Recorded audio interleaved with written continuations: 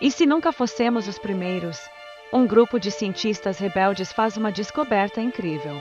No centro, uma criatura titânica com 9 cabeças se revela. Suas escamas reluzem e veias brilhantes pulsando com calor. Cada cabeça se move com um instinto independente, observando os exploradores. As ruínas ao redor contam histórias de civilizações perdidas. E se essa criatura fosse a verdadeira forma dominante da Terra? O que acontece quando você descobre algo que não deveria? 9 cabeças de uma criatura antiga se erguem lentamente. Os exploradores ficam paralisados, cientes do que estão testemunhando. As inscrições nas paredes reagem, iluminando-se com a presença da besta.